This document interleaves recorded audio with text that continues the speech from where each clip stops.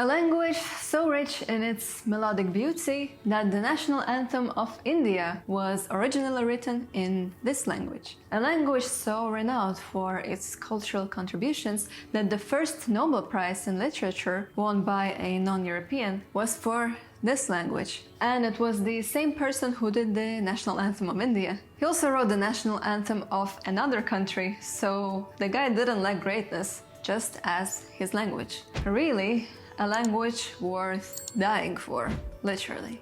Namaskar. My name is Julie, and welcome to the Bengali language.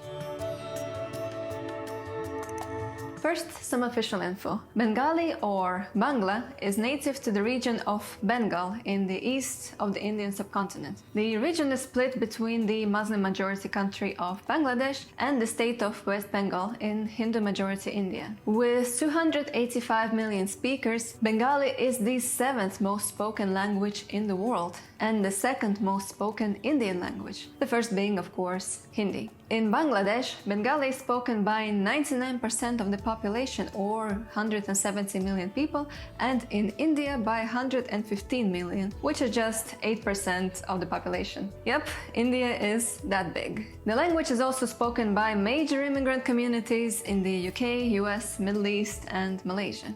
Bengali is the sole official and national language of Bangladesh, while in India it is one of the 23 official languages and the official language in the Indian states of West Bengal, Tripura, and in the Barak Valley of Assam. In 2002, Bengali was made an honorary official language in the West African nation of Sierra Leone in order to honor the Bangladeshi soldiers of the UN peacekeeping force who helped bring stability to the country during the Civil War. Or so they say. Apparently, this information that has been circulating around the internet for a while now is actually not true. It is based on the former Sierra Leone president mentioning something about recognizing the Bengali language, but it wasn't actually done. But some newspapers, unintentionally, I'm sure, exaggerated it just a little bit. But even without these exaggerations,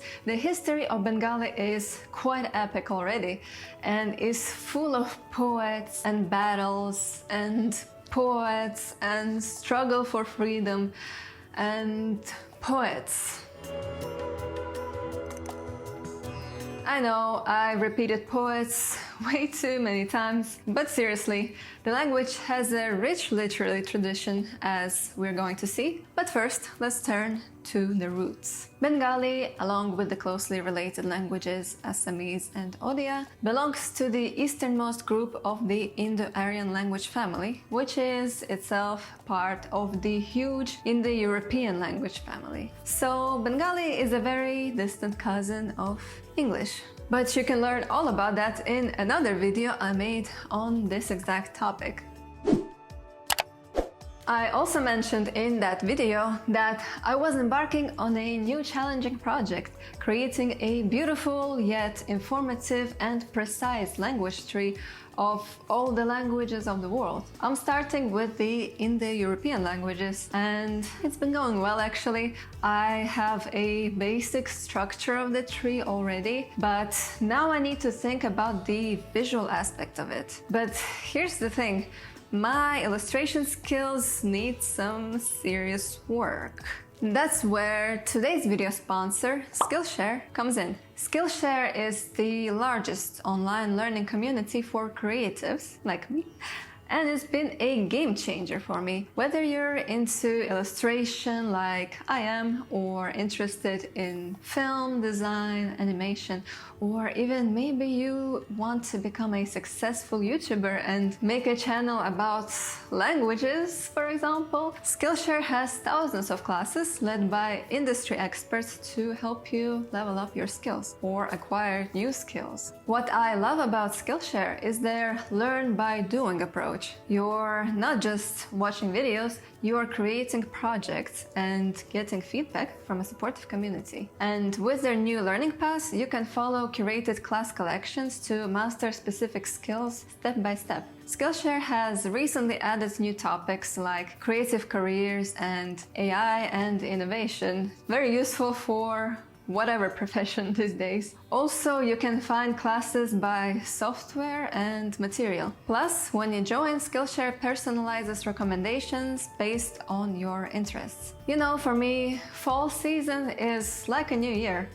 It starts with my birthday, summer is over, lazy mood is gone, so it's a season for getting stuff done. It's in the air. If you're feeling that back to school energy too, now is the perfect time to join Skillshare. The first 500 people to use my link in the description will receive a 1-month free trial of Skillshare. Get started today. Several hundred years before the turn of the first millennium, Bengal was inhabited by various tribes who spoke different Dravidian and Austric dialects. The Aryanization of these tribes took place under Emperor Ashoka in the 3rd century BC. The Aryan speech was brought by soldiers, officials, traders, and Buddhist and Jain missionaries to these ancient peoples. Bengali developed from Prakrit, along with other new Indo-Aryan languages. Prakrit was a speech of the common folk and was considered unsophisticated and incomplete. It is said that the name Prakrit was given by Sanskrit speakers as a derogatory term to the dialects of the ordinary people. Literally, Prakrit actually means derived, while Sanskrit means complete or perfected. These seem similar to how Vulgar Latin, rather than Classical Latin, became the ancestor of the Romance languages. Over time, Prakrit speeches, such as Pali, did receive literary status with the teachings of the Buddha and Jain teachers. These Prakrits gave way to various Apabhramsha, the most recent ancestors of modern Indian languages, and Bengali specifically derived from the Magadhi Apabhramsha. Apabhramsha literally means corrupt or non-grammatical language in Sanskrit. You recognize the pattern, right? Very elitist Sanskrit, and now millions of people are speaking in corrupt languages while the perfect Sanskrit is dead. Or is it? More on that in my Sanskrit video. In the 10th century AD, Bengali came into being as a distinct language. The development of the Bengali language has been divided into 3 periods. The first, or the formative period, was between the 10th and 13th century. The major text of this period was the Charyapada, the earliest written text in Bengali. It is a collection of poetry written by mystic, tantric, and Buddhist teachers over a period of 200 years. The language of Charyapada is so cryptic and mystical, that's why they were called mystics, that it is sometimes referred to as twilight language. The middle period goes from 1300 to 1800 AD. By this time, the language had all its Bengali characteristics established, and the grammar was no longer archaic. This period is marked by influences from both Hindu and Islamic cultures, and loanwords from Sanskrit, Arabic, and Persian. Chandidas was a famous poet of that period, celebrated for his thousands of poems dedicated to the love between Radha and Krishna. During this period, Ramayana and Mahabharata were translated into Bengali, as well as 1001 Nights and the Shahnameh. The modern period of Bengali language and literature is said to have begun with the foundation of Fort William College in Calcutta in the year 1800. Indian scholars and Christian preachers under the colonial British government worked to produce translations, textbooks, and dictionaries. Major figures of this period include Ram Mohan Roy, considered to be the father of the so-called Bengali Renaissance, a movement characterized by a socio-political awakening in all artistic and philosophical spheres, modernization and questioning of old customs, and anti-colonialism. Other important figures of this time are Qazi Nazrul Islam, a writer, journalist, poet, and musician who is today the national poet of Bangladesh, and of course Rabindranath Tagore, the literary giant who won the Nobel Prize for his collection of poetry Gitanjali. His poems were so great that 2 nations, India and Bangladesh, adopted his poems as their national anthems. There seems to be a little bit of confusion online as to whether India's anthem today is in Hindi or in Bengali. The thing is that the original poem was written in the Sadhu Bhasha, a variety of Bengali meaning chaste or sage language. Again, we see the concept of language purity here. And what defines purity? You guessed it, Sanskrit. Sadhu Bhasha is a highly Sanskritized Bengali used for literary works and barely encountered these days. It shares a lot of its vocabulary with other northern Indian language that have the same Sanskrit borrowings in them. The lyrics of the anthem in Bengali and Hindi are virtually the same, because these are all Sanskrit words and mainly nouns, almost no verbs, so no unique grammar happening there. Just the pronunciation is slightly different. So, is the anthem in Hindi or Bengali? Depends how you pronounce it, but usually it is sung with the Hindi pronunciation, so technically it's in Hindi. Chalti Bhasha, or the colloquial language, on the other hand, is the real Bengali. The Bengali you hear on the streets and in the news reports. The Bengali of the people. 1947, British colonial rule ended and India got partitioned based on religion into Hindu-majority India and Muslim-majority Pakistan. For the first time, Bengal was divided.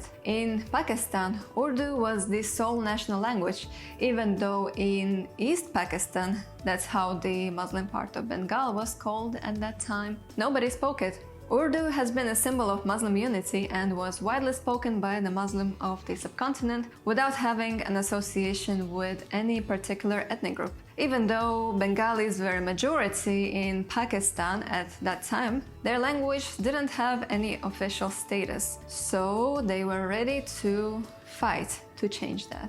In February 1952, during the Bengali language movement, several students and activists were killed by military and police in Dhaka University. Because of this incident, UNESCO declared 21st February as International Mother Language Day. The Shahid Minar, or Martyrs Monument in Dhaka, commemorates this tragic event. As a result, Bengali did become the state language in Pakistan, but the oppression of the Bengali population didn't end. In 1971, after a bloody and tragic war of independence, when the Bangladesh genocide happened, Bengali people in East Pakistan gained independence and the new country, Bangladesh, was born. Even though Bengal is now divided in two, it still retains unity and not only language. An important part of Bengali culture is the Bengali New Year festival, Pohela Boishakh. It is celebrated on April 14th in Bangladesh and on April 15th in the Bengali-speaking areas of India. The Bengali calendar was created during the Mughal rule. The Islamic lunar calendar was combined with the Hindu solar calendar to better time tax collection, as this needed to be based on harvest time. It is still the calendar in use in Bangladesh. According to it, year 0 is 593 AD, so now it's 1431 there. The traditional greeting for Bengalis in the New Year is Shubho Noboborsho, which is literally Happy New Year. What other words and sounds are in Bengali and how are they written? Let's see in the next section. Bengali language uses the Bengali script or the Eastern Nagari, which is also used for Assamese and other smaller languages in the region. Like all Indian scripts, it is descended from the Brahmi script. How to differentiate Bengali in writing from other Indian languages? Easy. If you see triangles, it's Bengali, or maybe Assamese. Like most Indian languages, Bengali is written left to right. The script has 50 letters with 11 vowels and 39 consonants. Within the 11 vowels, and yes, Sri is a vowel, I know, yeah. There are some sounds that are repeated. 2 letters for E, 2 letters for U. That's because the script was also used to write Sanskrit, and in Sanskrit there is vowel length differentiation, but not in Bengali. Bengali script is an abugida, so each consonant carries an inherent vowel sound, which is O. Bengali has a rich consonant inventory with sounds differentiating by voice, aspiration, and nasalization. In Bengali, this is conveniently represented in columns of 5. So in the first column we have unvoiced and aspirated ka, in the second unvoiced aspirated ka, in third voiced unaspirated go, in the fourth voiced aspirated go, I'm gonna get there, and the last one is the nasalized no. The system kind of breaks after row 5, but oh well. you can see that, again, some sounds are represented by several letters. For example, the sound sh has 3 letters. That's again because in Sanskrit there are 3 distinct sounds, s, sh, and the retroflex sh. But in Bengali, they all merged into one. And yes, the retroflex sounds, the signature feature of Indian languages. There are retroflex sounds in Bengali. These are the sounds pronounced by tapping the top of your mouth with your tongue, like do.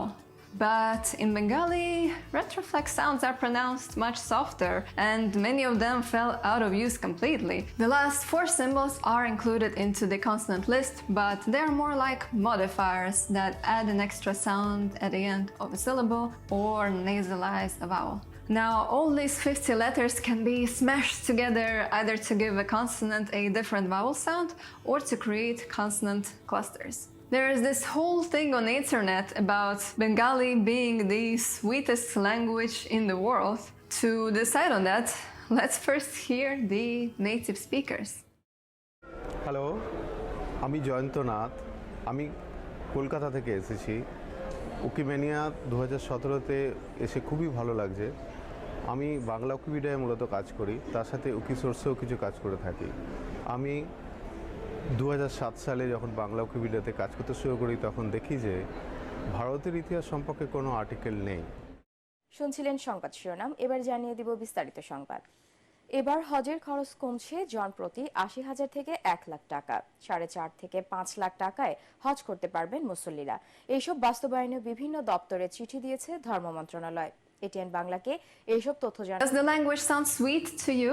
It seems that because of the inherent o vowel and the sh sounds instead of s and the absence of too many retroflexes, the language does sound softer than other Indian languages. This video goes in depth into it, do check it out. Now I wonder if Bengali grammar is as sweet as its pronunciation. I wouldn't use the word sweet to describe Bengali grammar. I would use the word ouch. Being an Indo-European language, Bengali does what Indo-European languages, like most, inflect their nouns and verbs. I know English doesn't do that, but English is weird. Let's take the nouns. They can decline in 4 cases. By the way, there's no gender, but there is animacy. Humans do not inflect the same way shoes do. Also, animate nouns cannot be in locative and inanimate nouns cannot be in objective, so 3 cases each. To inflect a noun, you add an ending at the end of a word, and don't forget to squeeze in that definite article, which also can change depending on animacy number or how polite you want to be. Politeness is a huge topic in Bengali. It's one of those languages where you can insult a person by using the wrong form of you. お前はもう死んでいる。 Second and third person pronouns can have 3 degrees of politeness, from intimate, used with particularly close people, to familiar, used with friends and family, to polite, used with everyone you want to be polite with. Though in third person actually 2 degrees of politeness, familiar and polite, and the third form is for inanimate objects. Third person pronouns also have 3 degrees of proximity. Multiply that by 2 for singular and plural. That's a lot of pronouns. Thank God there's no gender. Degree of politeness not only influences what pronoun you need to pick, but also the verb conjugation itself. For example, here are 3 sentences that all mean you are eating. Tumi kacho is intimate, tui kachish is familiar, and apni kachen is polite. Politeness and familiarity are such a big deal in Bengali that people actually have 2 names. A bhalo naam, meaning good name, the one used in documentations, in formal settings, with people you don't know. It's a proper name with the complex meaning, while the other one is daknam, meaning calling name. It usually doesn't even mean anything or means something nonsense like rock or apple, and it's known only to the closest people. The daknam is considered cute and intimate, so it is a big deal if you tell a person you're daknam. It means you're part of their inner circle. Only the closest people may know you're an apple. Now let's see a longer sentence. Amar ekta boy ache. I have a book. Bengali is an SOV language, so we see the verb at the end. But what verb is it? Bengali actually doesn't have a verb to have, so this phrase is literally translated as my one book exists. The word one is interesting too. Ek means one, and ta is a counter that should be added whenever something is counted, except for people who use John instead. You can then take the verb and conjugate it as much as you want. There are 8 tenses, and all of these are also inflected by politeness, and you remember how many politeness levels there are. Interestingly, Bengali exhibits some vowel harmony, where the stem vowel changes so that it sounds better with the ending vowel.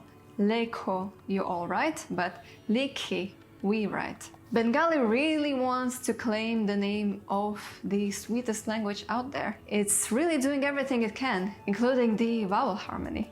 And I mean, with all these beautiful poems, they really have nothing to prove.